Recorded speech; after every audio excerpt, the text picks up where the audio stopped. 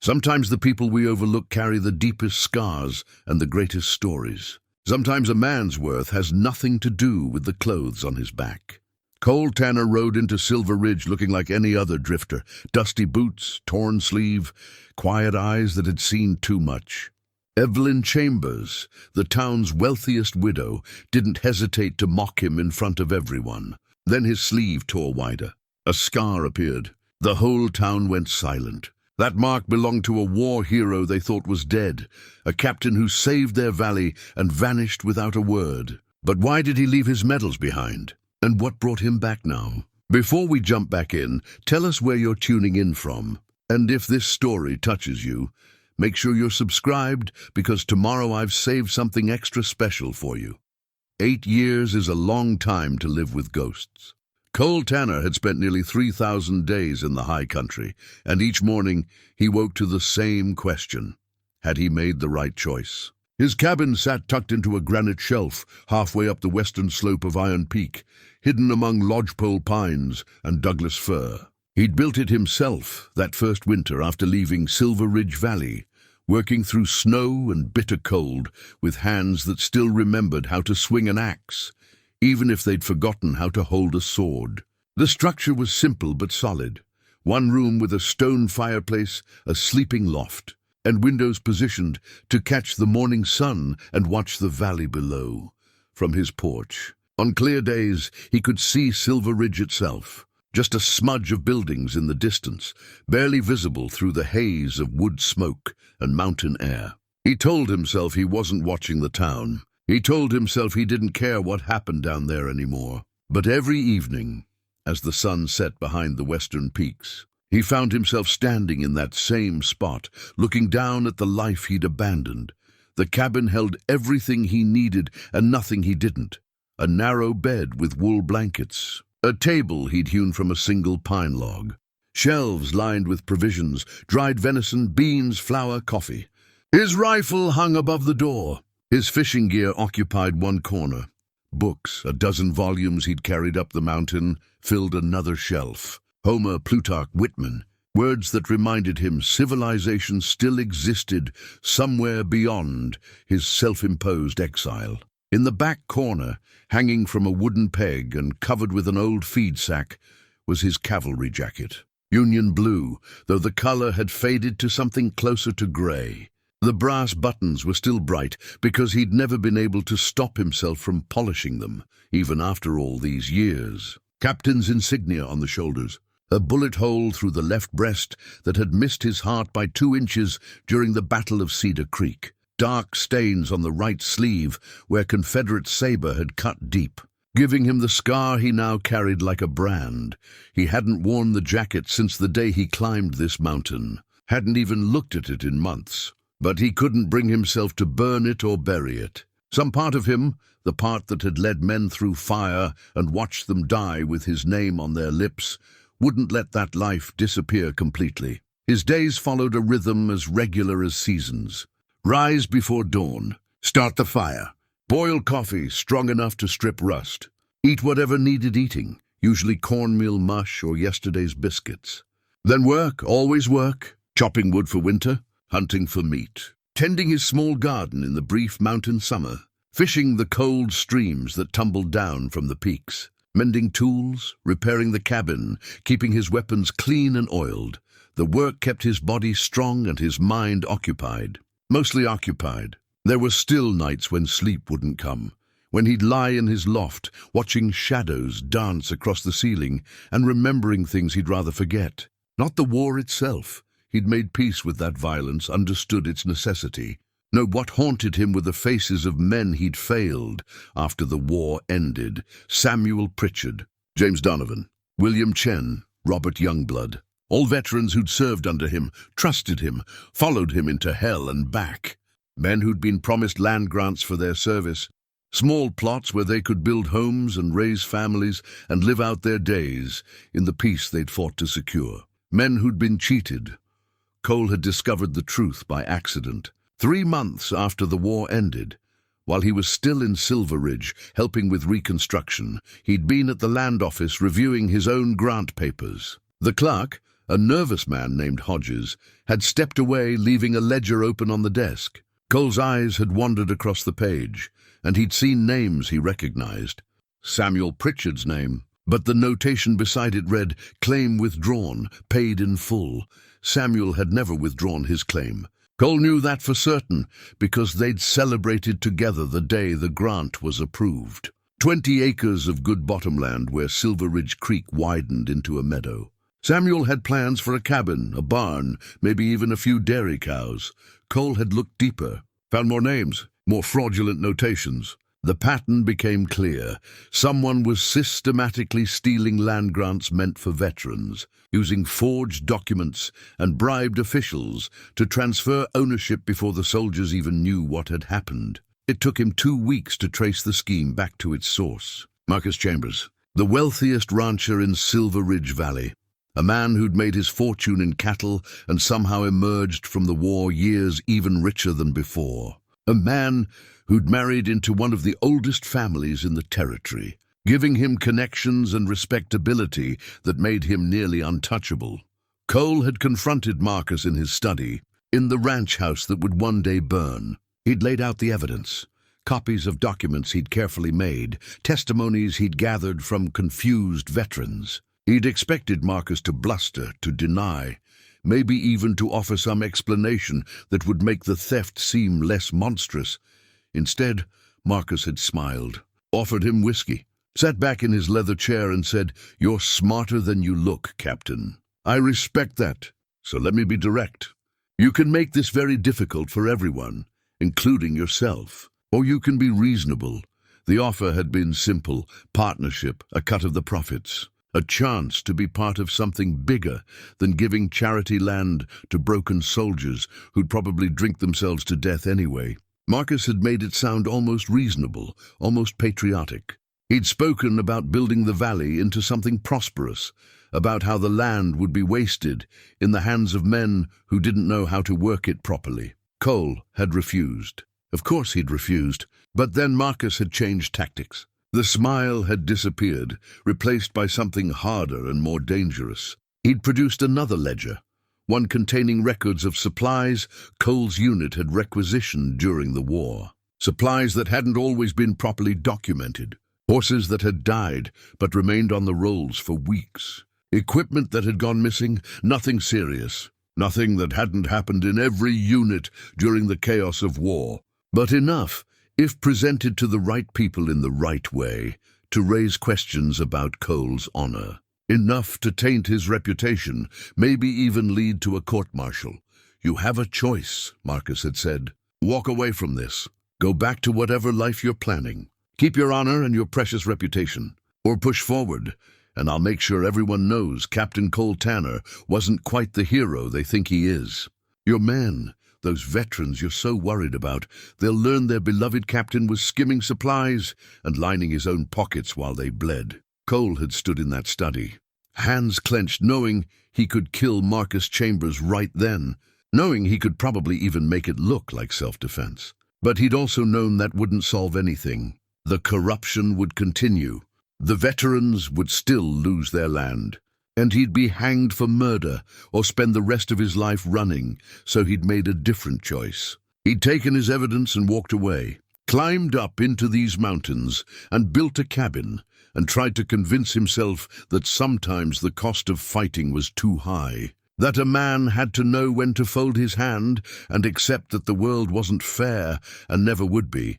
For 8 years, he'd almost believed it. Almost convinced himself that he'd made the wise choice, the mature choice. That real courage meant knowing when to withdraw from a battle you couldn't win.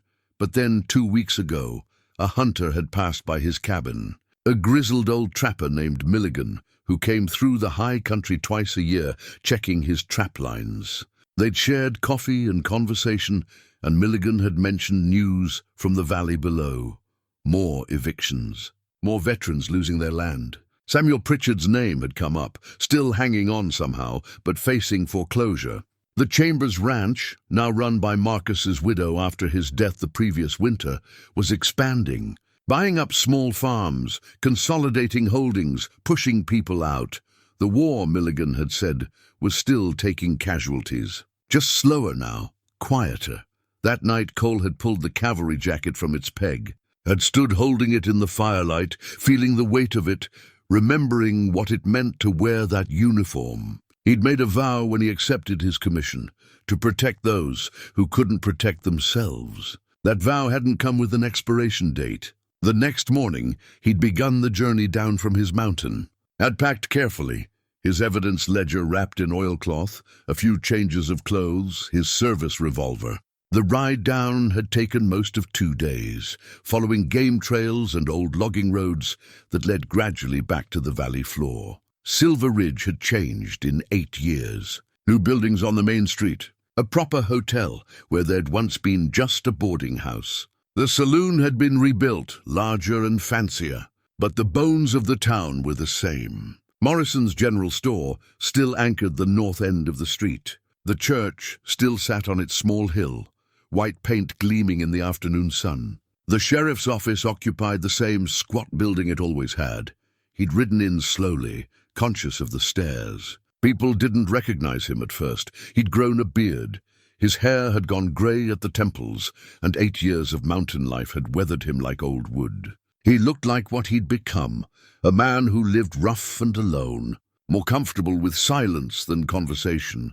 He'd tied his horse outside Morrison's store, had climbed the 3 steps to the porch, had pushed through the door into the familiar smell of coffee and leather and pickle brine. Tom Morrison, older and greyer but still recognizable, had looked up from behind the counter. "Help you?" Morrison had asked, his tone professionally friendly but cautious. Storekeepers in frontier towns learned early to be wary of strangers. "Need some supplies," Cole had said. "Flour, coffee, dried beans. And I'm looking for work if you know of any." Morrison had started pulling items from the shelves. "Work's scarce right now. Harvest is mostly done. What kind of work you looking for?" "Anything honest. I can handle horses, mend fence, chop wood. Did some blacksmithing during the war." "The war?" Morrison had paused, studying him more carefully. "Which side?" "Union, cavalry." Something had shifted in Morrison's expression, respect maybe, or just the recognition that they'd shared something, even if they'd never met in those days. "Well, I'll ask around. Can't promise anything.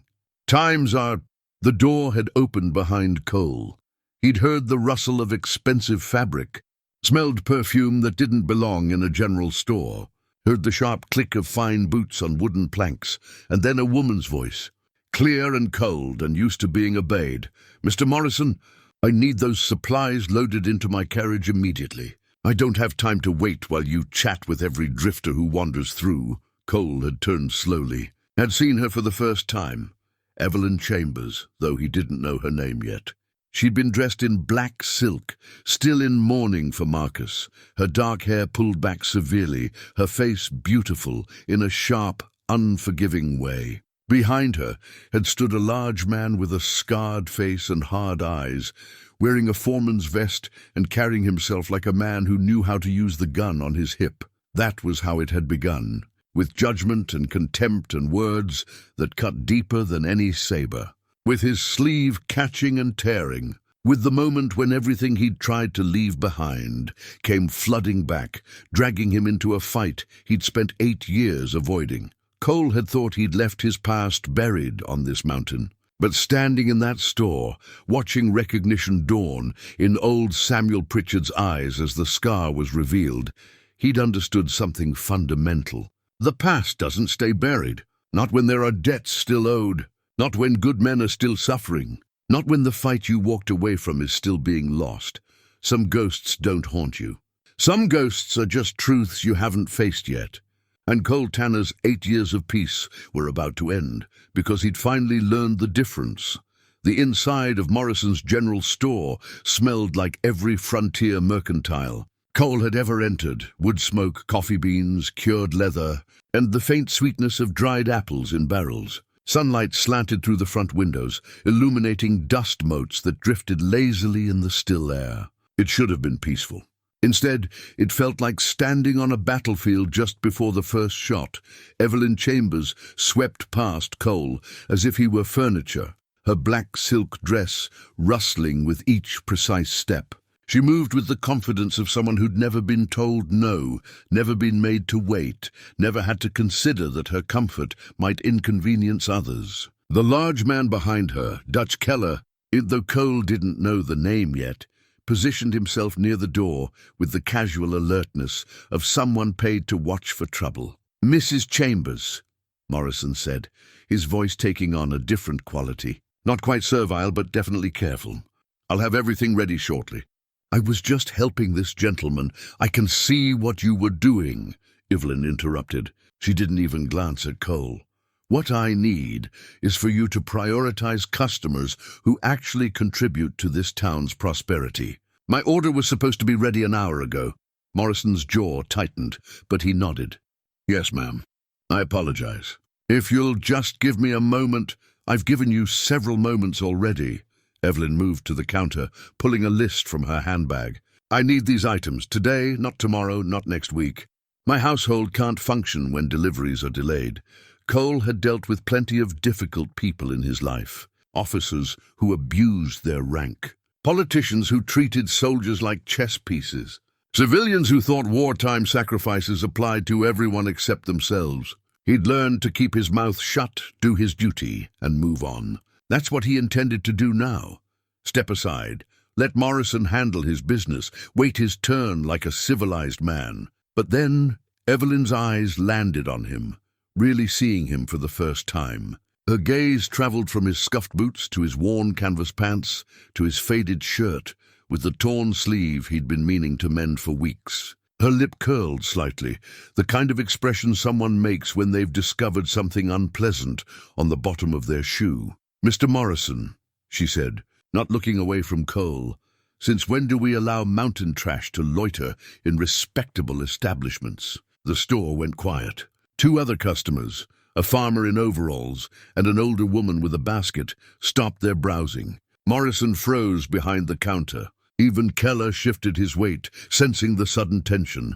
Cole felt something cold settle in his chest. Not anger exactly, more like resignation. He'd known this would be hard. Knew he'd changed in 8 years. Knew people would see him as just another drifter. But there was a difference between being overlooked and being dismissed. Between being poor and being called trash. "Ma'am," Cole said quietly, "I'm just here for supplies." "I'll wait my turn." "Your turn?" Evelyn's voice rose slightly, gaining an edge. "Your turn comes after paying customers, after people who belong in this town. I don't know what rock you crawled out from under, but we have standards here in Silver Ridge." "Evelyn, Mrs. Chambers," Morrison interjected, clearly uncomfortable. "The gentleman hasn't caused any trouble. He's just what? Just another vagrant looking for handouts? Just another man with no breeding and no prospects who thinks he can wander into our town and expect charity." She turned fully toward Cole now, her dark eyes flashing. "We built this valley. People like my late husband, God rest his soul, turned this wilderness into civilization. And we didn't do it by coddling every saddle tramp who rides through looking for easy money." Cole's hands, resting loosely at his sides, clenched briefly, then relaxed. He'd commanded men through artillery fire with less effort than it took to keep his voice level.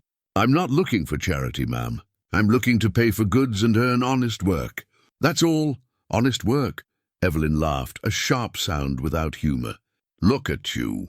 You can barely keep your clothes mended. What kind of honest work could someone like you possibly do? You probably can't even read. I can read just fine. Can you?" She stepped closer, close enough that Cole could smell her perfume, something expensive with roses in it. "Tell me then, can you read the signs that make it clear your kind isn't welcome here? Can you understand, when someone of quality is speaking to you, that you should remove yourself from their presence?" Morrison came around the counter, his face flushed. "Now that's enough, Mrs. Chambers. I won't have you talking to people like that in my store. War's been over for years. Every man deserves basic respect. Basic respect is earned, Mr. Morrison, not handed out like penny candy." Evelyn's voice had gone ice cold. "And I'll thank you to remember who keeps this store profitable. The Chambers Ranch accounts for 1/3 of your business. I'd hate to think you'd jeopardize that relationship over some drifter with no future." The threat hung in the air, naked and ugly. Morrison's face went through several emotions: anger, fear, calculation. Cole could see him doing the mathematics, weighing principle against survival. It was a calculation Cole himself had made 8 years ago, and he couldn't blame the man for whatever choice he made. "It's fine," Cole said, turning toward the door. "I'll come back another time." But Evelyn wasn't finished. Maybe she sensed weakness, or maybe cruelty was just her nature. She reached out as Cole moved past her, not quite touching him, but making a dismissive gesture that brought her hand close to his torn sleeve. "Yes, run along. Back to whatever hole you—" Her brooch, an ornate silver piece pinned to her collar, caught the frayed edge of Cole's sleeve as he tried to move past. The fabric, already weak, tore further with a soft ripping sound. The sleeve pulled away from his shoulder, exposing his upper arm, exposing the scar. It ran from just below his shoulder to halfway down his bicep. A jagged line of puckered white tissue against his sun-browned skin. The kind of scar that came from a blade, not a bullet. Deep enough to have severed muscle, close enough to the bone that he'd spent months learning to use his arm again. The kind of scar a man carried forever, a permanent record of a moment when death had come close and been turned away by luck and will. Evelyn stepped back, her eyes fixed on the mark. The color drained from her face. "Lord above," someone whispered. Cole looked toward the voice. An old man stood in the corner near the cracker barrel, someone who'd been so still and quiet that Cole hadn't noticed him. He was perhaps 70, thin and weathered, with white hair and pale blue eyes that were wide with shock. "Captain," the old man said. His voice trembled. "Captain Tanner?" The name fell into the silence like a stone into still water. Morrison's mouth opened. The farmer and the older woman both turned, staring. Even Keller straightened, his hand moving unconsciously toward his gun. Cole met the old man's eyes and saw recognition there. Saw memory. Saw someone who'd been present for the moment when this scar was made. "Hello, Samuel," Cole said quietly. Samuel Pritchard, because that's who it was. Though 8 years had aged him considerably, stepped forward with the slow, deliberate movements of a man whose body had been broken and poorly mended. He walked with a cane, Cole noticed. His left leg dragged slightly. "It is you," Samuel breathed. "Sweet mercy, we thought you were dead. Everyone said after you disappeared, we thought." His eyes filled with tears. "Captain, where have you been?" "In the mountains." Cole's throat felt tight. He'd known he might encounter men he'd served with, but he hadn't prepared for this, for the raw emotion, the confusion, the questions he didn't want to answer. But why? Samuel limped closer, close enough to touch Cole's arm, to trace the scar with shaking fingers. "You were a hero. You saved us. You saved me." He turned to address the store at large, his voice gaining strength. "This is Captain Cole Tanner. He commanded the cavalry unit that defended Silver Ridge Valley during the war. When Confederate raiders came through, Captain Marlowe's men, they were burning farms, killing anyone who resisted. We'd have all been slaughtered if not for him. Samuel—" Cole tried to interrupt, but the old soldier wasn't finished. "I was pinned under my horse when it was shot out from under me. Confederate officer came at me with his saber, would have taken my head off. The captain rode between us. Took the blow meant for me." Samuel's voice cracked. "That scar, that's from saving my life. He killed the Confederate, pulled me out, got me to safety. Him and his men held that line for 6 hours while the civilians evacuated." Morrison was staring at Cole with new eyes. So was everyone else in the store. The farmer had removed his hat. The older woman had her hand over her mouth. Evelyn Chambers looked like she'd been struck. All the color had drained from her face. Her mouth opened, closed, opened again. "No words came out. We gave you a medal," Samuel continued. "The town held a ceremony. You were there, Mrs. Chambers. You were just a girl then, but you were there. Don't you remember? Your father presented the citation. We all thought, when you disappeared a few months later, we thought maybe you'd died. Some said you'd gone back east. Others said you'd been killed by outlaws on the road. Nobody knew." His hand was still on Cole's arm, gripping tight as if afraid Cole might vanish again. "Why didn't you come back? Why didn't you let us know you were alive?" Cole looked around the store, at Samuel's desperate confusion, at Morrison's dawning comprehension. At the other customer's mixture of shock and curiosity. At Dutch Keller, whose expression had gone carefully neutral in a way that made Cole's instincts prickle. And at Evelyn Chambers, who was staring at him like he was a ghost risen from a grave she'd thought was sealed forever. I had my reasons, Cole said finally. He gently removed Samuel's hand from his arm. Sometimes a man needs to step away from his past, start fresh somewhere else. But these people needed you, Samuel said. The veterans, we've been struggling. Land grants that were supposed to be ours. He stopped abruptly, his eyes flicking toward Evelyn, then back to Cole. There's been trouble. I know, Cole said. That's why I came back. The words hung in the air, heavy with implication. Evelyn found her voice, though it came out smaller than before, uncertain. Captain Tanner, she said. I apologize. I didn't recognize... No reason you should, ma'am. I've changed. It's been a long time. Cole's voice was even, without rancor. And your words weren't wrong. I'm just a drifter now. The uniform's gone. The rank doesn't mean anything anymore. I'm just a man looking for supplies and work, but you're not just... She stopped, seeming to struggle with something. My father spoke of you. He said you were the bravest man he'd ever met. He said, another pause. He died last year. He would have wanted to know you survived. Cole nodded slowly. I'm sorry for your loss. And I'm sorry about your husband as well. Marcus Chambers, wasn't it? At the name, something shifted in Evelyn's expression. Something Cole couldn't quite read. Grief, certainly, but something else underneath it. Discomfort, maybe. Or fear, yes, she said quietly. He passed last winter.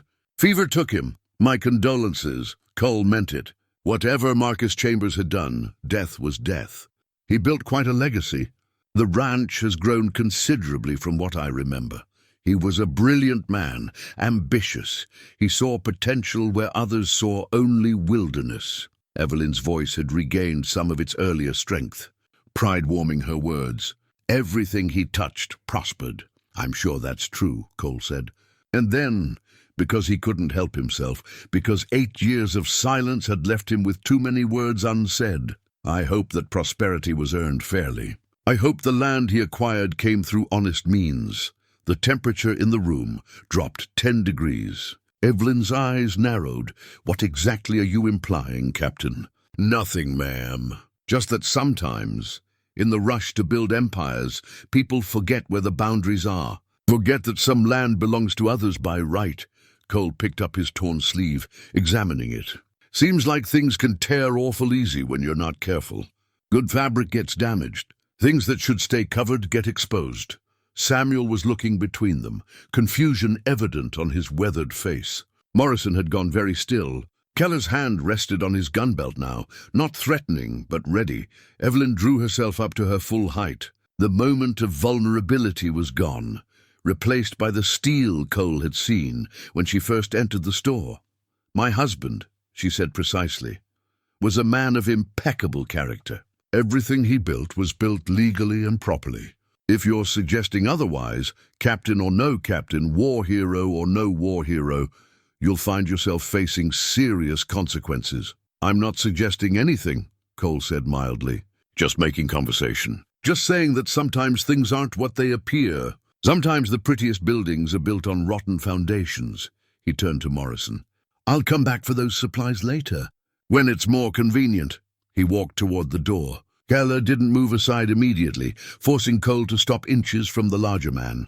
They stood like that for a long moment, two men sizing each other up in the way that soldiers do, recognizing in each other the capacity for violence, the willingness to use it. Then Keller stepped aside. Just enough, just barely. Cole pushed through the door and out into the afternoon sunlight. Behind him he heard Evelyn's voice, sharp with command. Dutch, find out everything you can about him. Where he's staying, why he's really here, everything. Cole untied his horse and swung into the saddle. His hands were steady, but his heart was hammering. The confrontation had gone differently than he'd expected. He'd planned to ease back into town quietly, to gather information before revealing himself. Instead, he'd been exposed within an hour of arrival, forced into the open before he was ready, but maybe that was better. Maybe hiding was what had caused so much trouble in the first place. Samuel Pritchard emerged from the store, moving as quickly as his bad leg would allow. "Captain, wait!" Cole reined in his horse.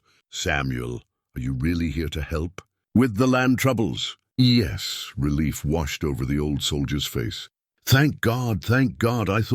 We all thought we were alone in this. That nobody cared." Tears ran down his weathered cheeks. "They're taking my farm, Captain. Eviction notice came last week. Her men, Mrs. Chambers' men, they say my land was never properly granted. Say the paperwork was filed wrong. But I know that's not true. I know it." Cole looked down at the man who'd fought beside him, who'd trusted him, who'd nearly died under his command. "I know it's not true either, Samuel. That's why I'm here. To make things right. Can you? Can you really?" "I don't know yet. But I'm going to try." Cole leaned down, his voice dropping. "Samuel, I need you to trust me a little longer. Don't do anything yet. Don't confront anyone. Don't try to fight the eviction on your own. Can you give me a few days?" Samuel nodded, wiping his eyes. "I've waited 8 years, Captain. I can wait a few more days. Just don't disappear again, please. We need you." Cole's throat tightened. Those were the words he'd been running from. The ones that had chased him up the mountain and haunted his nights. "We need you. I won't disappear," he promised. "Not this time." He rode away down the dusty street, feeling the weight of eyes on his back. The secret was out. Cole Tanner had returned. And in returning, he'd drawn a line in the dirt that someone would have to cross.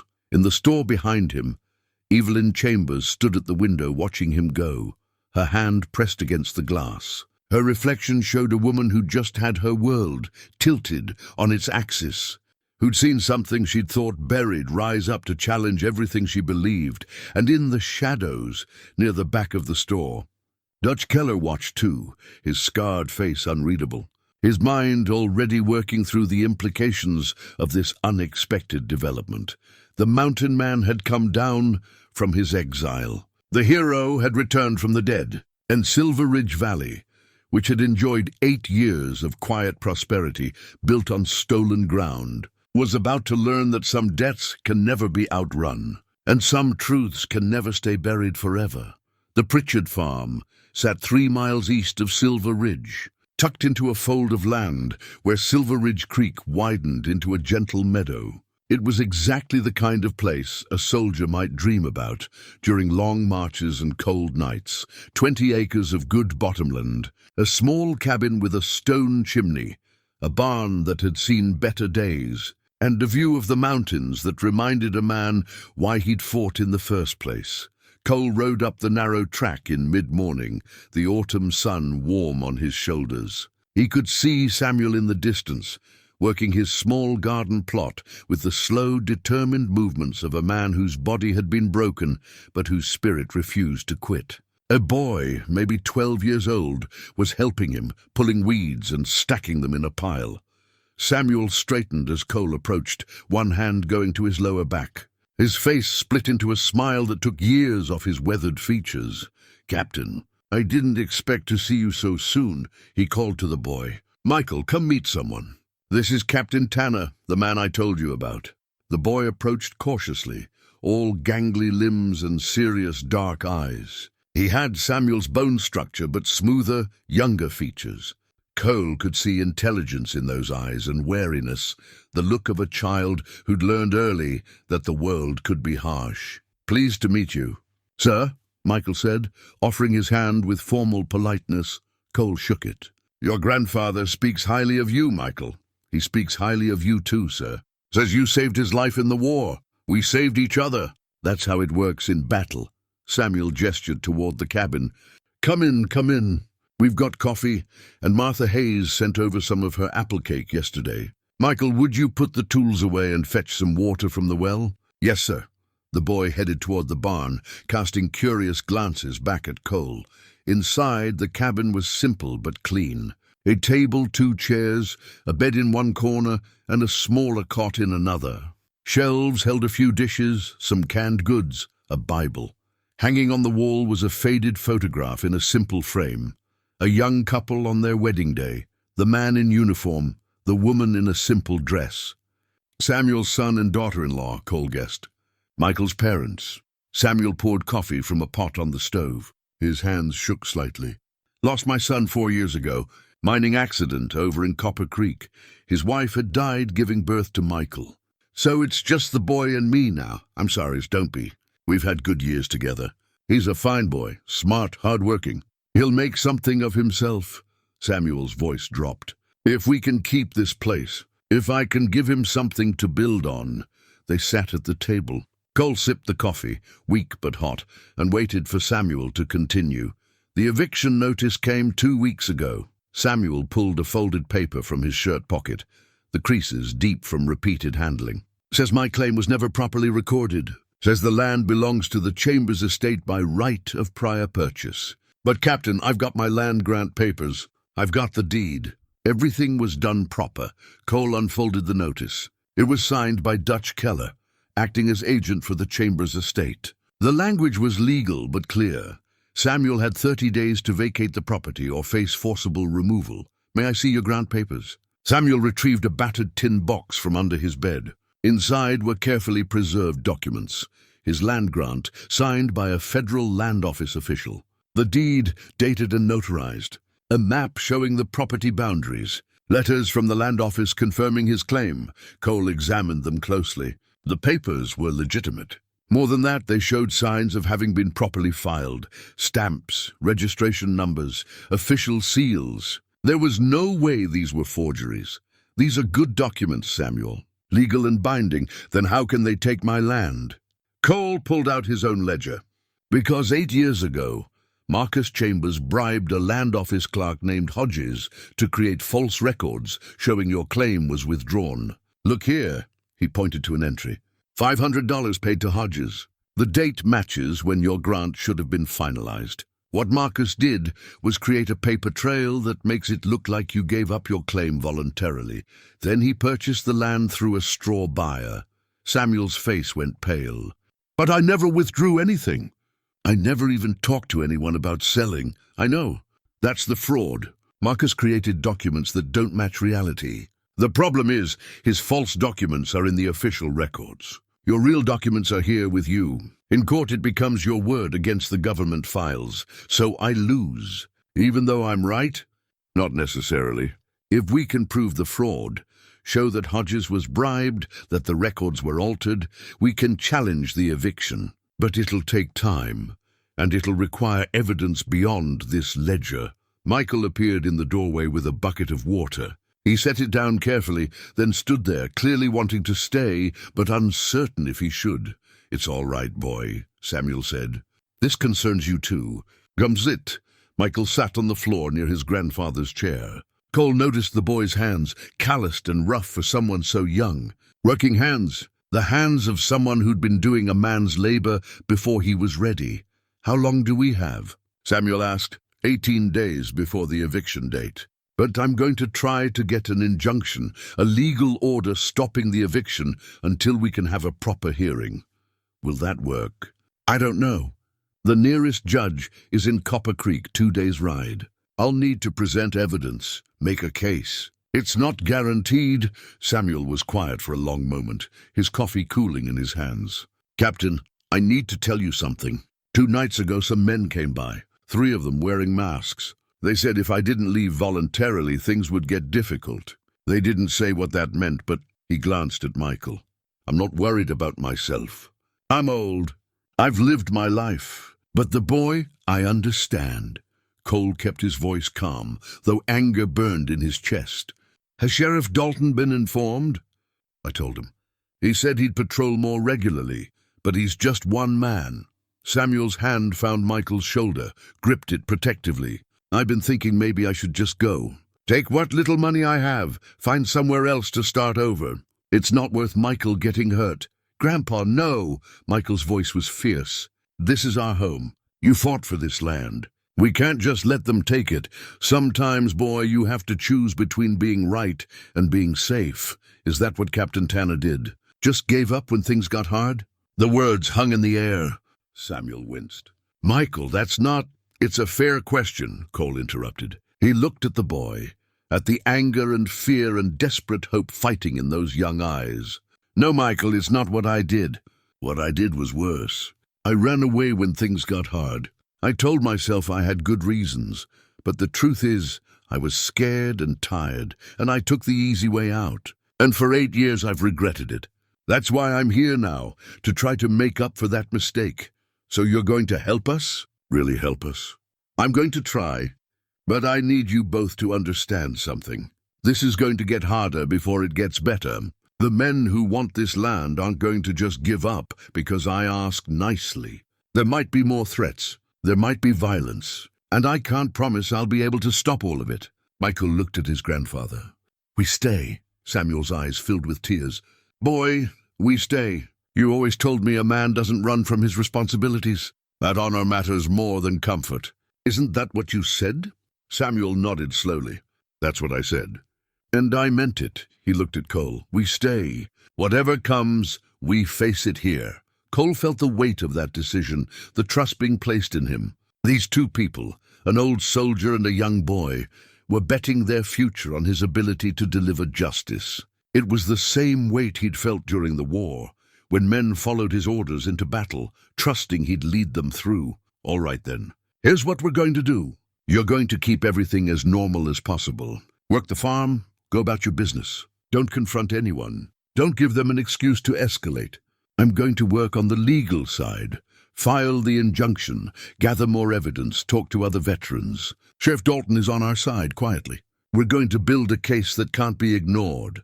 And if the legal way doesn't work, Samuel asked quietly. Cole met his eyes. Then we'll deal with that when we come to it.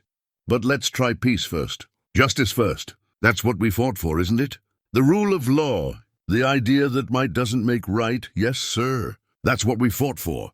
As Cole prepared to leave, Michael walked him to his horse. The boy's face was set in determined lines that made him look older than his years. Mr. Tanner, I know Grandpa says violence is wrong, but if they come for us, if they try to hurt him, I won't just stand there. I'll fight back. Cole rested his hand on the boy's shoulder. I know you would. And if it comes to that, you do what you need to do to protect your grandfather. But son, I've seen enough fighting for 2 lifetimes. It always costs more than you think. So let's do everything we can to make sure it doesn't come to that. Yes, sir.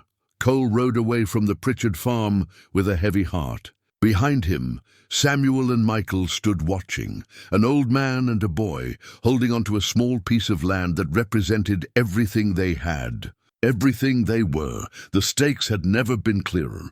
This wasn't about abstract justice anymore. It was about keeping a roof over that boy's head, about honoring the promise made to a soldier who'd given his body to his country, about proving that sometimes, late though it might be, the right thing still mattered.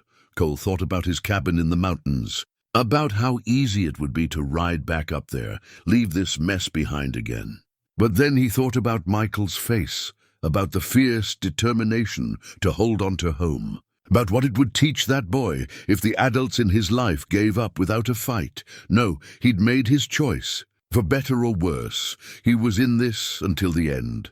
Evelyn stood in Marcus's study long after Captain Tanner had ridden away. The papers he'd given her lay on the desk where she'd dropped them, columns of numbers and names that threatened to unravel everything she'd believed about her marriage. Her life, her very identity. She'd been 19 when she married Marcus Chambers. He'd been 35, already wealthy, already powerful. Her father had encouraged the match, called it a strategic alliance between old family and new money. She'd been dazzled by Marcus's confidence, his vision for building something grand in this wild valley. He'd promised her a life of comfort and purpose. He'd delivered both. What he hadn't delivered was honesty. Evelyn lit the lamp on the desk as evening shadows filled the room. She'd avoided this space since Marcus's death, unable to face the emptiness where his presence had been. Now she forced herself to sit in his chair, to open his drawers, to rifle through papers she'd never been allowed to see during his lifetime. "Business matters, my dear," he'd always said. "Nothing you need to concern yourself with." She'd accepted that, had been grateful even, to be spared the tedious details of ranch management. She'd focused instead on her role, managing the household, organizing charity events, representing the Chambers name in society. She'd thought herself a partner in building his legacy. Now she wondered if she'd just been a useful decoration. The desk had 4 drawers. The top 3 held ordinary correspondence, letters from business associates, contracts for cattle sales, receipts for equipment. The bottom drawer was locked. Evelyn searched for a key, checking the obvious places, the pencil tray under the blotter, in the small box where Marcus kept spare buttons and collar stays. Nothing. She stood and surveyed the study, trying to think like Marcus. Where would he hide something important? The bookshelf seemed too obvious. The safe behind the painting. She knew the combination, but also knew it held only cash and their important papers, property deeds, her jewelry, his will. Her eyes fell on Marcus's favorite books, a matched set of Gibbon's Decline and Fall of the Roman Empire. He'd read those volumes obsessively, claimed they held lessons about power and civilization. She pulled out the 3rd volume and opened it. The center had been hollowed out. Inside lay a small brass key. Her hands shook as she unlocked the bottom drawer. Inside were bundled letters, a second ledger, and a leather folder tied with string. She pulled everything out and spread it across the desk. The letters were correspondence between Marcus and someone named Hodges, the same name from Tanner's papers. The earliest dated from 2 years after the war's end. The language was cautious, circuitous, but the meaning became clear as she read. Hodges had access to land office records. Marcus had money and ambition. Together, they'd found a way to profit from veterans too unsophisticated to protect their claims. One letter made her stomach turn. The Pritchard grant will be particularly easy. The old soldier can barely read. He'll never understand the paperwork was altered. By the time he realizes his claim has been withdrawn, we'll have clear title. Samuel Pritchard, the man who'd recognized Captain Tanner in the store. The man whose face had shown such joy at seeing his old commander. Marcus had stolen from him deliberately, callously, knowing exactly what he was taking. The ledger was more detailed than Tanner's copies. It showed not just the bribes paid, but the properties acquired, the resale values, the profits. Over 8 years, Marcus had accumulated nearly 600 acres of veteran land grants. The total profit exceeded $50,000. Evelyn's vision blurred with tears.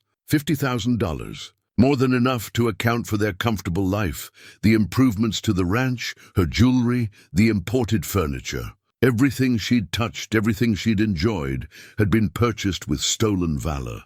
The leather folder was last.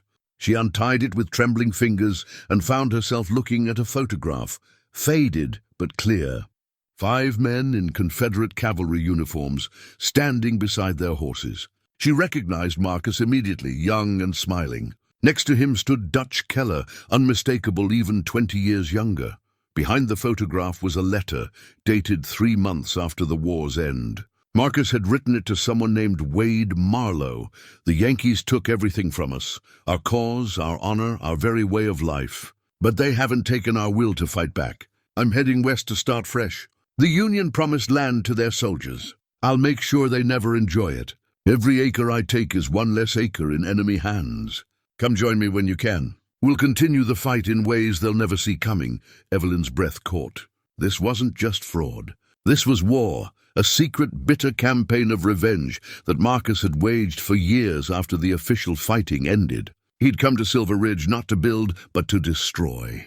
Every veteran he'd cheated, every family he'd displaced, had been an enemy in his continuing conflict, and she'd never known, had never suspected. Had lived in comfort built on calculated malice. A knock on the study door made her jump. "Ma'am?" Keller's voice gruff but concerned. "You've been in there for hours. Is everything all right?" She quickly gathered the papers, shoving them into the desk drawer. "I'm fine, Mr. Keller, just going through some of Marcus's things. Did Tanner upset you? Because if he did, no, he was honest with me. More honest than I deserved." She took a breath, steadying herself. "Mr. Keller, I need to ask you something. Did you know Marcus during the war?" Silence from the other side of the door. "Then yes, ma'am. We served together in Captain Marlowe's unit." Another pause, longer this time. "Yes. And when you came here to work for Marcus, was that because of old loyalties from the war?" Mrs. Chambers, I don't think... Please, I need to understand. She opened the door.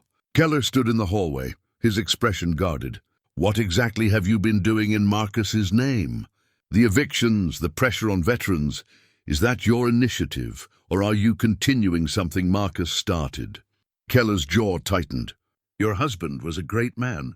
He understood that the war didn't really end, it just changed form. Those Yankees thought they won, thought they could dictate terms. We showed them different. We. Evelyn's voice rose. Mr. Keller, the war ended 16 years ago. Those veterans you're evicting fought for their country. They fought for the wrong country. Keller's facade of respect cracked, showing the hard soldier beneath. They invaded our homeland, burned our cities, destroyed our way of life. Marcus understood justice. Real justice. Every acre we took was payment for what they took from us. That's not justice. That's revenge. Call it what you want. Marcus built this ranch as a monument to Southern resilience. I'm not going to let some Yankee captain tear that down. Evelyn stepped back, seeing Keller clearly for the first time. Not a loyal foreman, a true believer in a cause that should have died with the Confederacy. You need to stop the evictions. All of them, immediately. I don't take orders from you, ma'am. I own this ranch. Marcus left it to me. That makes me your employer, Keller smiled, a cold expression without warmth. With respect, Mrs. Chambers, you own a piece of paper. I run the ranch. The men follow me, not you. And I'm not stopping anything. In fact, I'm accelerating. Pritchard gets evicted in 2 weeks. The Chen property comes next. By year's end, we'll have cleared every veteran from land that rightfully belongs to whom? To the Confederacy. Mr. Keller, the Confederacy lost. It's gone. Whatever war you're fighting, it's over. It's not over until I say it's over. He turned to leave, then paused. You should understand something, ma'am. Marcus protected you because you were useful, a respectable face on dirty work. Don't make yourself useless by getting in the way. I'd hate to see you lose everything because you chose the wrong side. He walked away, his boots heavy on the wooden floors. Evelyn stood frozen, the threat implicit in his words. She'd thought herself in control, thought she could simply order things made right. Instead, she'd discovered she had no real power. The ranch, the men, the operations, Keller controlled it all. She was just the owner in name. She returned to the study and barricaded the door. Then, working by lamplight, she carefully copied the most damaging documents. If Keller decided to destroy evidence, she'd have her own records. If he decided to silence her, she pushed that thought away. She needed to get these copies to Captain Tanner, needed to warn him that Keller was planning to escalate. Near midnight, she finished. She sealed the copies in an envelope and addressed it to Cole Tanner at the boarding house. Tomorrow, she'd find a way to deliver it. Tonight, she'd sleep in the study with the door locked, no longer certain she was safe in her own home. Outside, in the bunkhouse, Keller gathered his most trusted men. The widow's becoming a problem, he told them. She's been talking to Tanner, going through Marcus's papers. We need to send a clear message. To her and to anyone thinking about opposing us. What kind of message? Jake Mercer asked. Keller smiled. The Pritchard farm. Tonight burn the barn. Nothing that'll kill them. I'm not a murderer. Just enough to show we're serious. Make the old man understand he needs to leave. Later that night, flames lit the sky over the Pritchard property. Samuel and Michael escaped with their lives, but watched helplessly as their barn and their winter hay burned to ashes. When Sheriff Dalton arrived at dawn, he found them sitting in the dirt, covered in soot. Michael crying against his grandfather's shoulder, and in the boarding house, Cole Tanner woke to someone pounding on his door with news that would change everything. The ride to the Pritchard farm took Cole 20 minutes through pre-dawn darkness, his horse breathing hard from the pace. Sheriff Dalton had come to the boarding house himself, his face grim in the lamplight, to deliver the news. Fire.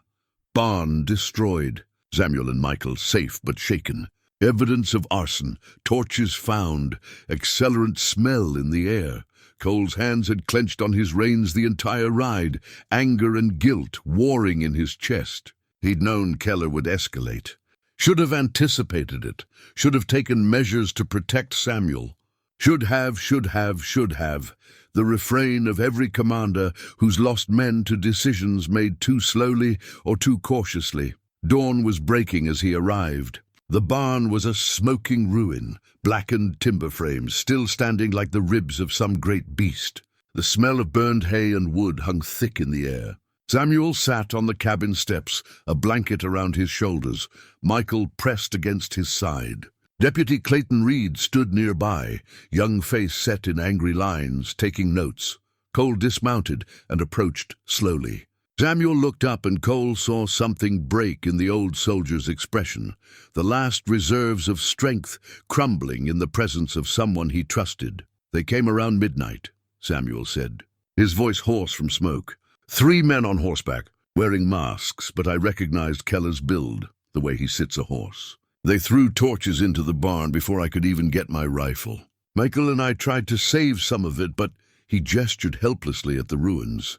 The hay was too dry, went up like powder. "Anyone hurt?" Cole asked, though he could see they weren't, just scared and tired. And Samuel's voice cracked. "Captain, that was our winter feed. All of it. I can't afford to replace it. Can't afford to feed the animals without it. They didn't just burn a barn. They took away any chance of staying." Michael's face was streaked with soot and tears. He looked at Cole with eyes too old for 12 years. "They were laughing," the boy said.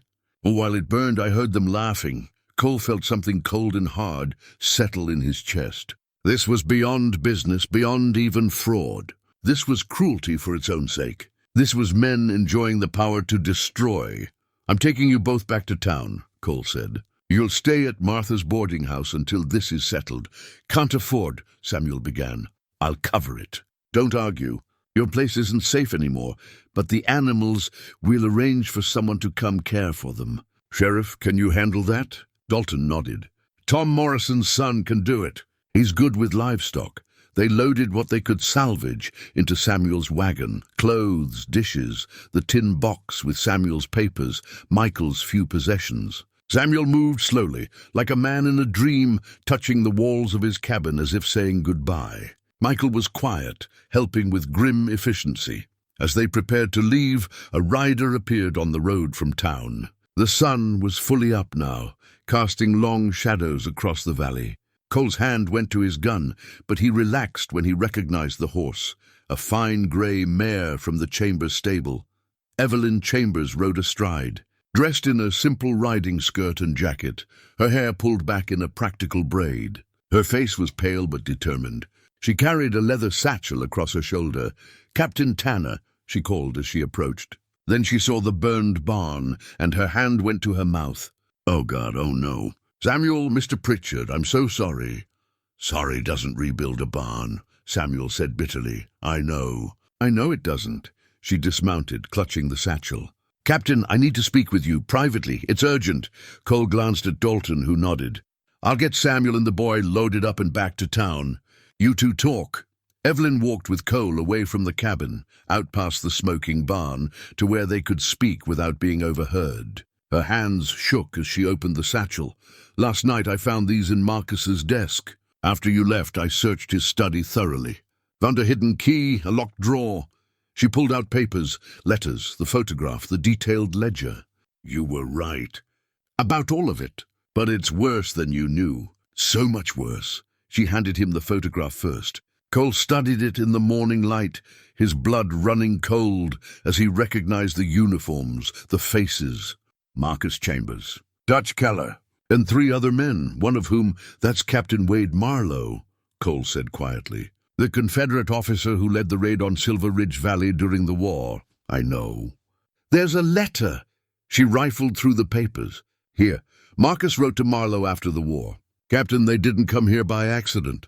Marcus came to Silver Ridge specifically to continue fighting the war.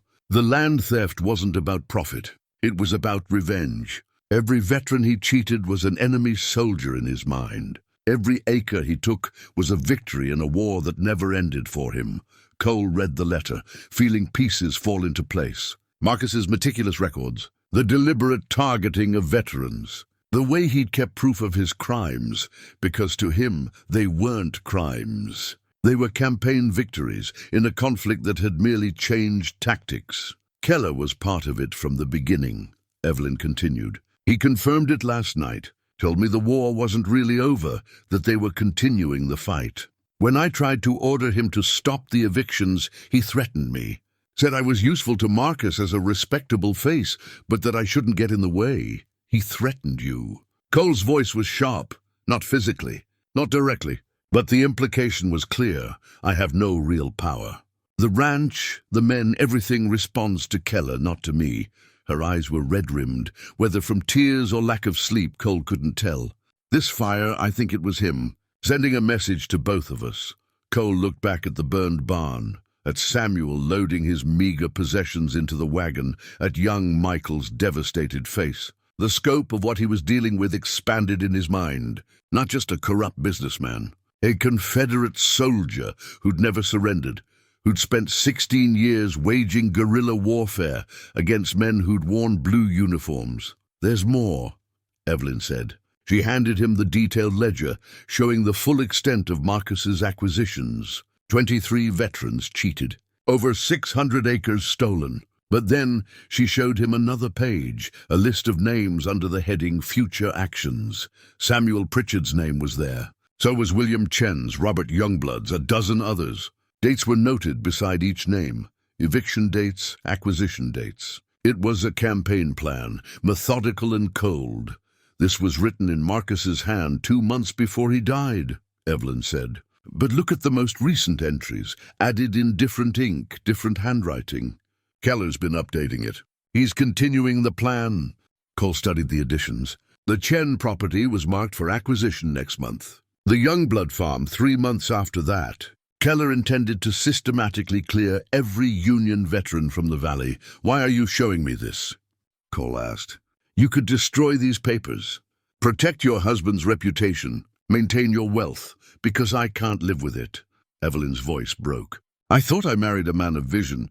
Instead, I was wife to someone consumed by hatred. Every comfort I enjoyed, every pleasant day I spent in that house, was purchased with the suffering of men who'd served their country. I won't continue that, even if it costs me everything."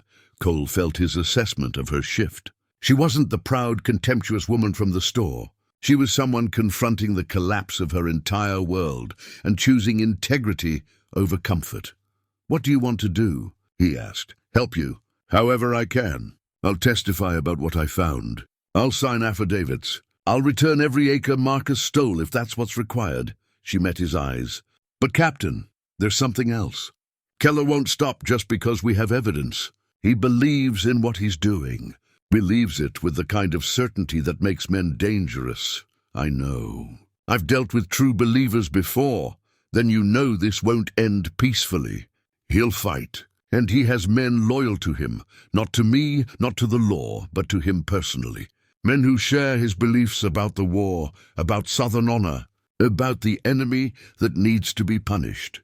Cole thought about Keller's scarred face, his military bearing, the way he'd positioned himself at the ranch gate. This was a man who'd probably been a good soldier, disciplined, capable, loyal, all qualities that made him effective, all qualities that made him dangerous when directed toward the wrong cause.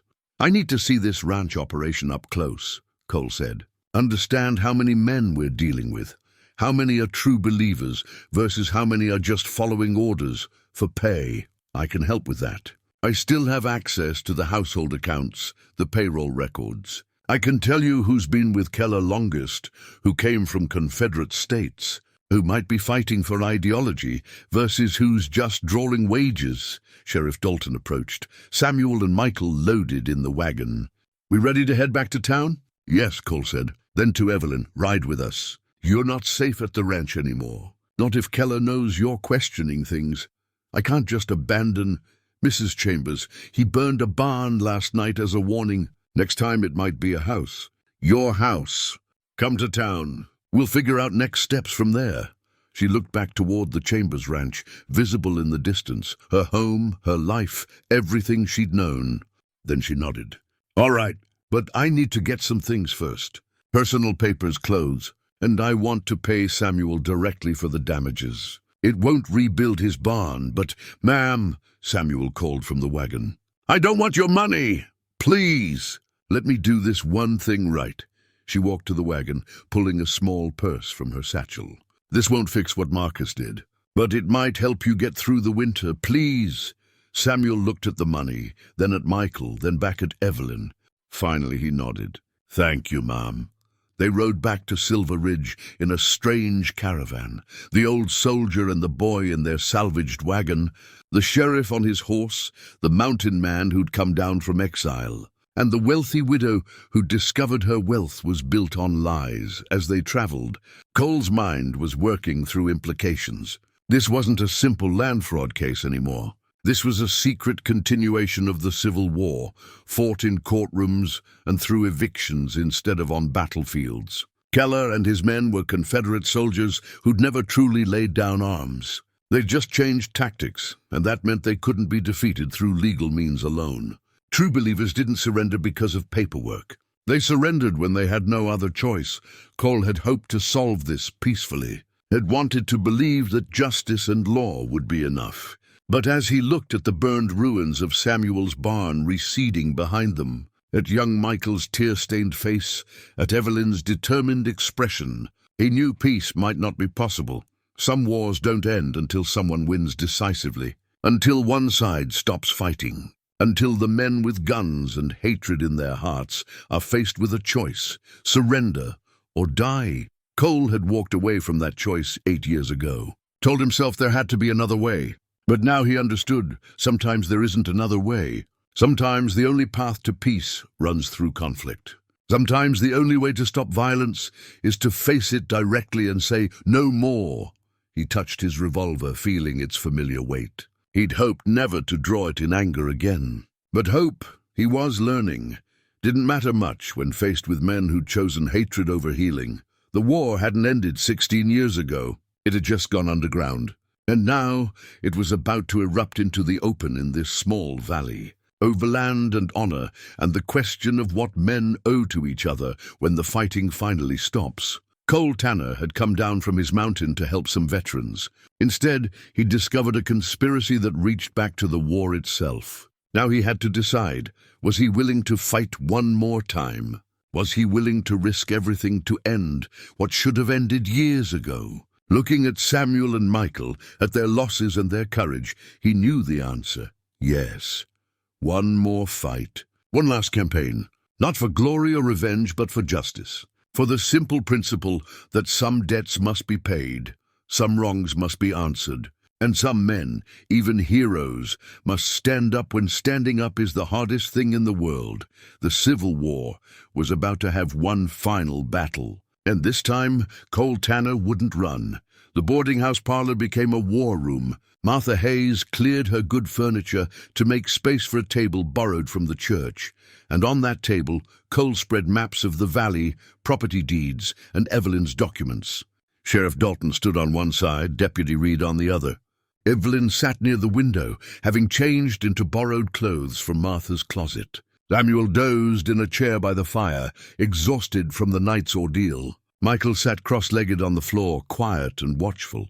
It was mid-morning, and sunlight streamed through lace curtains, making the scene feel oddly domestic for what amounted to a military planning session. "First priority is legal action," Dalton said. "I'll ride to Copper Creek today, present this evidence to Judge Morrison, no relation to Tom, and request an immediate injunction stopping all evictions. With what Mrs. Chambers has provided, we have solid grounds." "How long before we get a hearing?" Cole asked. 3 days minimum, maybe a week. Judge has to review the evidence, notify all parties, schedule court time. Keller won't wait a week. He'll escalate. Cole pointed to the list of targeted properties. The Chen farm is next. "That's 4 days from now, according to this schedule. Then we protect it," Deputy Reed said. His youthful face was set with determination that reminded Cole of young soldiers he'd commanded. Brave, but inexperienced. "Postguards. Make it clear we won't allow more violence. You and what army?" Evelyn asked quietly. "Keller has 12 men loyal to him. Experienced ranch hands who know how to use weapons." "You have yourself and the deputy. And me," Cole said. "And me," Samuel added from his chair, not opening his eyes. "Don't count me out yet, Captain." "And maybe 5 or 6 other veterans in the valley who can still fight if needed," Dalton added. "But Mrs. Chambers is right. We're outnumbered and outgunned if this comes to direct conflict. Cole studied the map, thinking through scenarios. Military training never really left a man. He found himself calculating fields of fire, defensive positions, supply lines, the familiar mathematics of combat. But this wasn't a battlefield. This was a community with civilians, families, children. The old rules didn't quite apply. We need to split Keller's support, Cole said finally. Right now his men follow him because he represents authority. He runs the ranch, pays their wages, gives them purpose. We need to show them he's acting outside the law, against the owner's wishes. I can help with that, Evelyn said. She stood and moved to the table. I'm still the legal owner of the Chambers Ranch. Everything is in my name since Marcus died. I can issue written orders, countermanding anything Keller says. Make it clear he's acting without authority. Will your ranch hands respect that? Cole asked. Some will. The older men, the ones who knew Marcus but weren't part of his inner circle. They'll follow legal ownership over Keller's orders. She paused, thinking. There's a man named Robert Hayes, no relation to Martha, who's been foreman of the horse operation for 10 years. He's honest, fair-minded. He's from Ohio originally. I think he'll stand with us if I ask him directly. That's a start, Dalton said. Every man we can peel away from Keller weakens his position. Cole felt a stirring of hope. This was how you won battles. Not through overwhelming force, but through strategy, through undermining enemy cohesion, through giving opponents a reason to stop fighting. We need to do this publicly. Call a meeting of all ranch employees. Have Mrs. Chambers explain the situation, issue her orders, force people to choose sides in the open. That's dangerous, Dalton warned. Forces confrontation. Could trigger violence. Avoiding confrontation is what got us here, Cole said. 8 years of avoiding it. We need to face this directly, openly, with the law and truth on our side. A knock on the front door interrupted them. Martha appeared a moment later with Tom Morrison from the general store. He looked agitated, hat clutched in his hands. Sheriff Captain, words spreading through town. People are choosing sides. Some are talking about forming a citizens committee to support the veterans. Others are saying we should leave the Chambers Ranch alone, that it's not our business. He glanced apologetically at Evelyn. Begging your pardon, ma'am, but there's concern that messing with the ranch will hurt the whole town's economy, which is exactly what Keller will be encouraging, Cole said. Fear, economic pressure, the idea that justice costs too much. The thing is, Morrison continued, he's not entirely wrong. The ranch does employ a lot of people, buys a lot of supplies. If this turns into a drawn-out legal battle or, God forbid, violence, it'll hurt everyone. You know what hurts more. Michael spoke up from his spot on the floor. Everyone turned to look at him. Having your barn burned, losing your home, watching your grandfather, a man who fought for this country, get treated like he's nothing. That hurts more than lost business. Silence filled the room. The boy's words, simple and direct, cut through the adult complications. Morrison's face flushed. You're right, son. You're absolutely right. I apologize. I've been thinking like a merchant when I should be thinking like a citizen. He turned to Cole. What do you need from the town? Witnesses. When we confront Keller, I want townspeople present. The more public this is, the harder it will be for him to use violence or intimidation. I can arrange that. There's a church meeting tonight anyway. I'll spread the word, ask people to come to the ranch tomorrow morning. Make sure they understand it could be dangerous, Dalton warned. I will, but I think you'll be surprised how many show up. People are tired of being afraid. They're tired of watching good men get pushed around. After Morrison left, Cole pulled out a piece of paper and began writing. Mrs. Chambers, I need you to draft an official order. Something I can present to Keller before we arrive with the townspeople. Give him a chance to stand down peacefully. You think he will? She asked. No, but I want the record to show we tried. While Evelyn wrote her order, Cole walked to where Samuel sat. The old soldier's eyes were open now, watching the preparations with an expression that mixed hope and wariness. You should stay here tomorrow, Cole said quietly. Rest, let us handle this. Can't do that, Captain. This is my fight.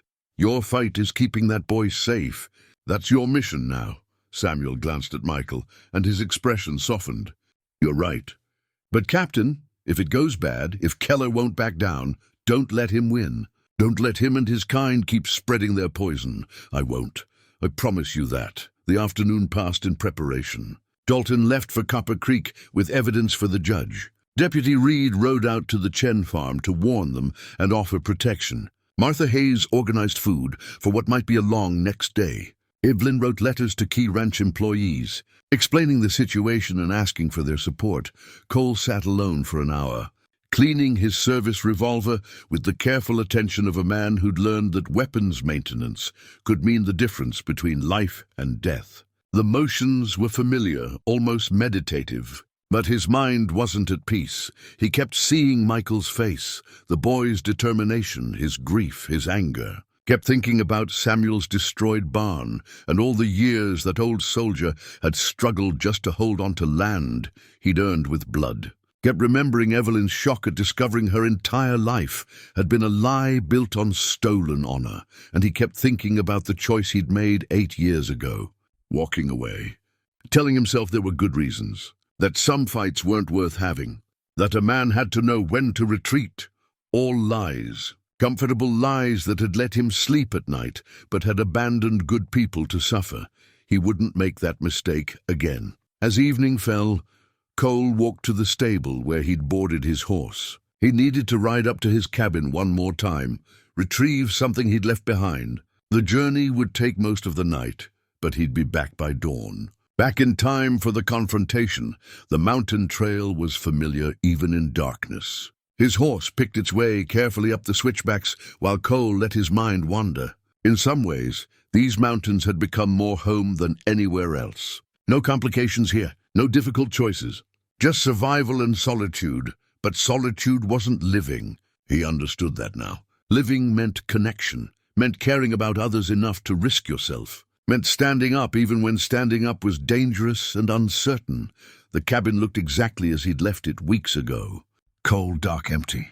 He lit a lamp and stood in the space that had been his entire world for so long. It felt smaller now, cramped, like a prison cell he'd built for himself. He walked to the back corner and pulled the cavalry jacket from its peg, held it up in the lamplight, examining the faded blue wool, the brass buttons, the captain's insignia. The bullet hole, the dark stains, all the marks of war, of service, of a man who'd once believed in something bigger than himself. Cole put on the jacket.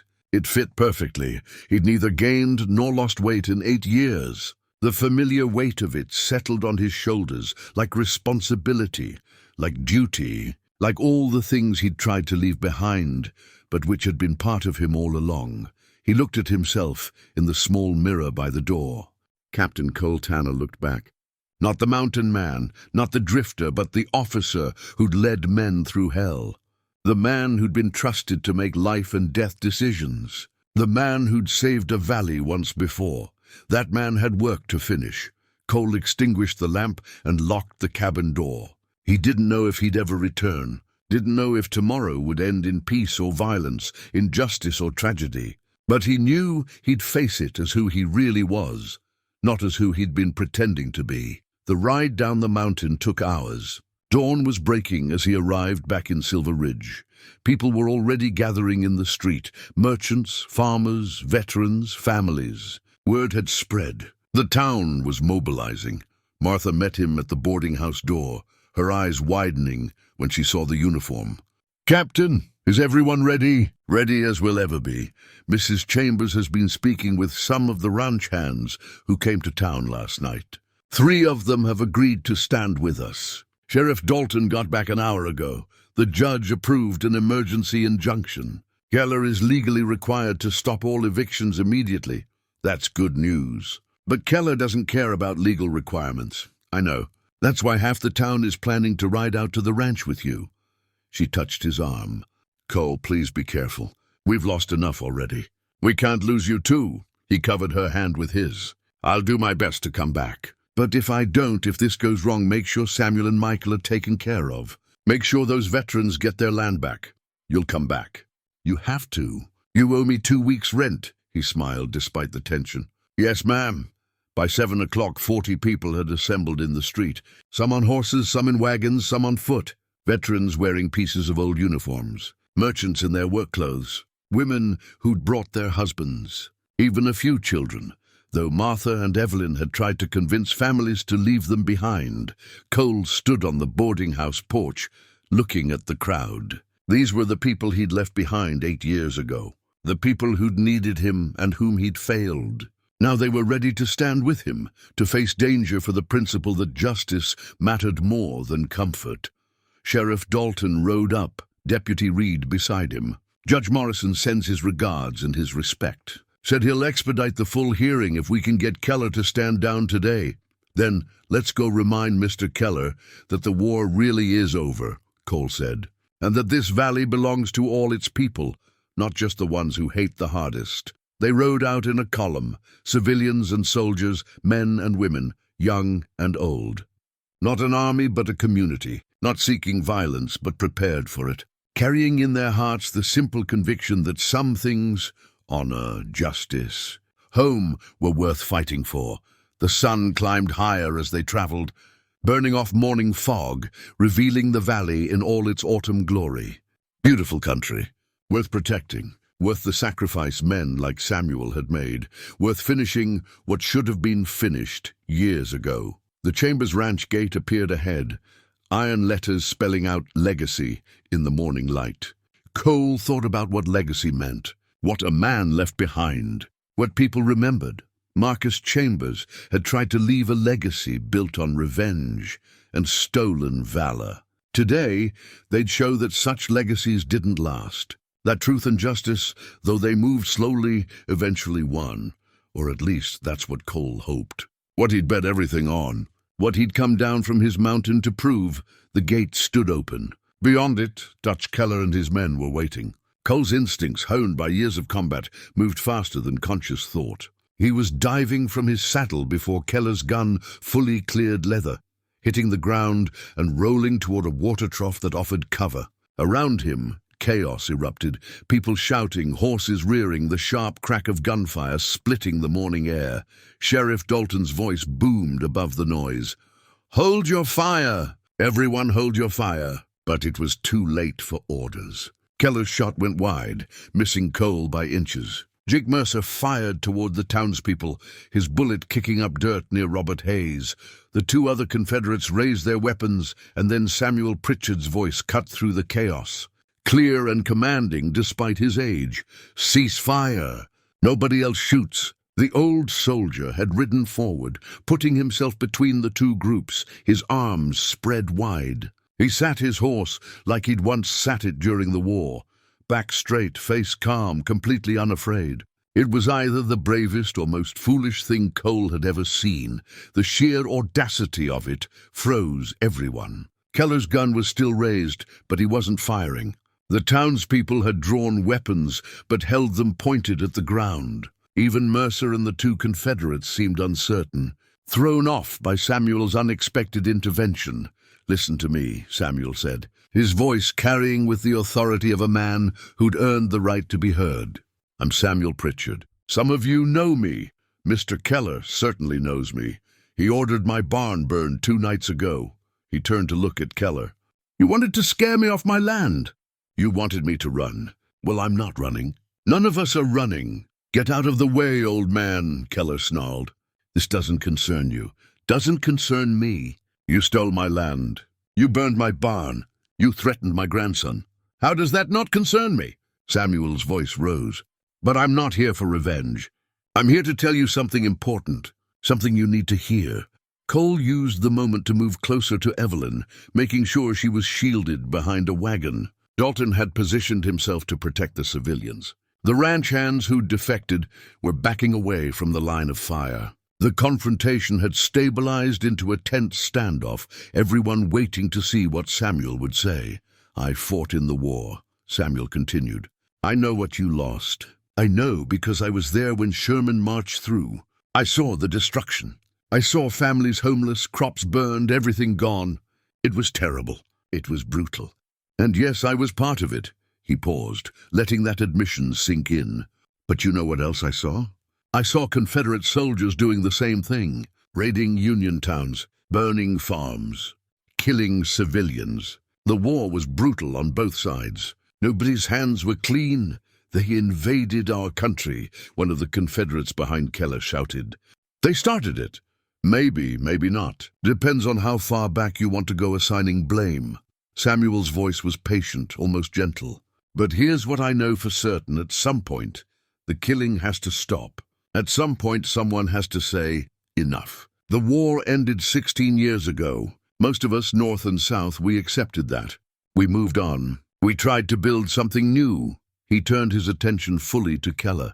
But you didn't, did you? You and Marcus Chambers, you kept fighting, kept hating. You turned this valley into your own private battlefield. And for what? What did it accomplish, except more suffering? More families hurt? More children like my grandson growing up learning to hate? Keller's gun wavered slightly. Something in Samuel's words was reaching him, breaking through the armor of certainty. I could hate you, Samuel said quietly. God knows I have reason, but I'm tired, Mr. Keller. I'm tired of hate. I'm tired of fighting. I just want to live on my land in peace. Want my grandson to grow up without this poison in his heart. Is that so much to ask? For a long moment, no one moved. The only sound was wind through the grass and the nervous shifting of horses. Cole watched Keller's face, saw the internal struggle playing out, years of hatred and purpose warring with the simple humanity of Samuel's plea. Then Keller lowered his gun, not holstering it but pointing it at the ground. His face was anguished, twisted with emotions Cole recognized from his own journey, the pain of letting go of something you've built your identity around. You don't understand, Keller said, and his voice was thick. Marcus and I, we made a vow. After Marlowe died at Silver Ridge, after the war ended and they made us surrender, we vowed to never stop fighting, to make them pay. Every day we continued, his work was honoring him, honoring all of them who died. Then you're honoring ghosts by creating more ghosts, Cole said, stepping into the open. Honoring the dead by hurting the living. That's not honor, Mr. Keller. That's just making the same mistake over and over. Keller looked at Cole, really looked at him, perhaps for the first time, seeing not an enemy, but another soldier who'd survived a terrible war. What would you have me do? Just give up? Admit that everything we fought for was wrong. Admit that the fighting's over, that continuing it only spreads the pain. Cole moved closer, his hands visible and empty. You were a soldier, a good one probably. You followed orders, did your duty, believed in your cause. None of that was wrong, you were loyal to your people. But the cause is gone, Mr. Keller. The Confederacy is gone. Continuing to fight for it doesn't resurrect it. It just kills more of the present for a past that can't be changed. Jake Mercer raised his gun again. Dutch, don't listen to him. We finish this. No. Keller's voice was final. Samuel's right. It's time for this to end. He looked at his 3 remaining supporters. Stand down. All of you. That's an order. But Dutch, Mercer protested. I said stand down. Keller's command voice, honed by years of military service, brooked no argument. Slowly, reluctantly, Mercer and the other 2 lowered their weapons. Keller turned to Sheriff Dalton. I'll go with you. Answer your questions about the fire. Face whatever charges come. Then to Evelyn. I'm sorry, ma'am. I thought I was serving your husband's vision, protecting his legacy. I was wrong. Evelyn's face was streaked with tears. Thank you for stopping this, for choosing, her voice caught, for choosing to let it end. Samuel rode his horse close to Keller. For a moment, the old Union veteran and the Confederate foreman faced each other, enemies separated by a war that should have ended years ago. Then Samuel extended his hand. No more fighting, Samuel asked. Keller stared at the offered hand. Cole could see the struggle. Years of hate and loyalty warring with the simple offer of peace. Finally, slowly, Keller reached out and gripped Samuel's hand. No more fighting, he agreed, his voice barely above a whisper. The tension broke like a storm cloud dissipating. People lowered weapons. The townspeople began talking among themselves. Some were crying with relief. Dalton moved forward to take Keller into custody, not roughly, but with the quiet efficiency of a lawman doing necessary work. Cole felt his legs go weak. He leaned against the water trough, suddenly exhausted in the way that follows intense danger. They'd been seconds from a massacre, seconds from violence that would have scarred this valley for another generation. And somehow, through Samuel's courage and Keller's final wisdom, they'd stepped back from that edge. Evelyn approached, her face transformed by relief and residual fear. "Is it over? Is it really over?" "The fighting's over," Cole said. "The work's just beginning. Returning land, making restitution, healing the damage. That'll take years. But yes, the fighting's over." She touched his arm. "Thank you for coming back, for not giving up on us. Thanks, Samuel. He's the one who stopped it. I was ready to—" Cole didn't finish the sentence. Didn't need to. They both knew how close he'd come to violence, to answering hatred with bullets. Samuel rode over, looking older and more tired than Cole had ever seen him, but also somehow lighter, as if a burden had been lifted. "Captain, I think I'd like to go home now. Check on my land. Start planning how to rebuild that barn." Michael, who'd been watching from the safety of the crowd, ran forward. "Can we really go home, Grandpa? Really stay this time?" "Yes, boy. We can really stay. Nobody's pushing us off our land. Not anymore." Cole watched the two of them, old soldier and young boy, embrace in the morning sun, and felt something break open in his chest. 8 years. 8 years he'd wasted hiding in the mountains, convinced he couldn't make a difference, convinced the world was too broken to fix. He'd been wrong. The world was broken, yes, but broken things could be repaired. With courage, with wisdom, with people like Samuel who'd choose understanding over revenge. The war was finally over. The real war, the one fought in hearts and minds, the one that continued long after the guns fell silent. It had taken 16 years, and the courage of an old soldier to finally end it, but it was done. Finished, at last. 3 weeks had passed since the confrontation at the Chambers ranch, and Silver Ridge Valley had settled into a new rhythm. Not perfect, but better, honest, built on truth rather than lies, on justice rather than revenge. Cole stood on the ridge overlooking Samuel's farm on an October afternoon, watching as the new barn took shape. The whole valley had turned out to help rebuild it. Men from town, ranch hands from the Chambers property, even some of the former Confederate soldiers who'd stood with Keller. Working side by side, former enemies raising timber frames and hammering nails, their labor a kind of penance and healing combined. Dutch Keller had pled guilty to arson and several counts of intimidation. Judge Morrison, taking into account his service during the war and his ultimate choice to stand down, had sentenced him to 2 years in the territorial prison. Before he was taken away, he'd asked to speak with Samuel. Cole had been present for that conversation, had watched 2 old soldiers find something approaching forgiveness in the ruins of what might have been. "I'm sorry," Keller had said simply, "for all of it. For continuing a war that should have ended. For hurting you and yours." Samuel had nodded, his expression grave but not cruel. "I accept your apology. And I hope, when you get out, you'll find a way to live that doesn't require hate to give it meaning. I'll try.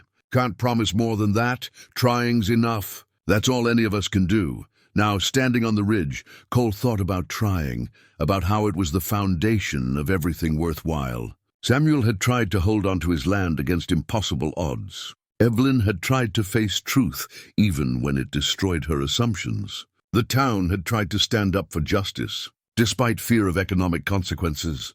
And Cole himself had tried to come down from his mountain and make amends for 8 years of hiding. The land claims had been resolved through a combination of legal action and Evelyn's voluntary restitution. Every veteran who'd been defrauded received their property back, along with compensation for years of lost productivity. The process was overseen by Judge Morrison, with testimony from the land office clerk Hodges, who turned state's evidence in exchange for a lighter sentence. The Chambers Ranch remained under Evelyn's ownership, but she'd transformed its operation. Robert Hayes was permanent foreman now, running things with fairness and competence. The profits, once hoarded by Marcus, were being shared more equitably with workers and reinvested in the community. Evelyn herself had moved into a smaller house in town, unable to continue living in the mansion that had been built on stolen foundations. "I'll sell it eventually," she'd told Cole during one of their conversations. "Use the money to establish a fund for veterans' families. It's what Marcus should have done in the first place, honored their service instead of punishing it." Cole heard footsteps behind him and turned to find Sheriff Dalton climbing the ridge, slightly out of breath from the steep path. "Thought I'd find you up here," Dalton said, settling onto a boulder. "You always did like the high ground. Old habits. Military training never quite leaves you." "No, I suppose it doesn't." Dalton pulled out a pipe and tobacco, taking his time filling it. "Town council met last night. They'd like to offer you the deputy position again. With Clayton Reed heading to Copper Creek to study law, we'll need someone. I'm not sure I'm the right man for that." "You're exactly the right man." "You've proven that?" Cole shook his head. "What I proved is that I'm decent in a crisis. But day-to-day peacekeeping? That requires a different kind of patience. A different temperament. You've got more patience than you think. You spent 8 years alone on a mountain, didn't you? That takes patience. Or at least a very specific kind of stubbornness." Dalton lit his pipe, smoke curling into the afternoon air. "But if the deputy job doesn't suit, there's other work. Town needs a lot of things. Teachers, craftsmen, someone to organize the veterans into a proper support group." "That last one has promise," Cole admitted. "Maybe I could do some good there. Help men transition from military service to civilian life. God knows I could have used that kind of help 16 years ago. We all could have." Dalton was quiet for a moment, watching the barn raising below.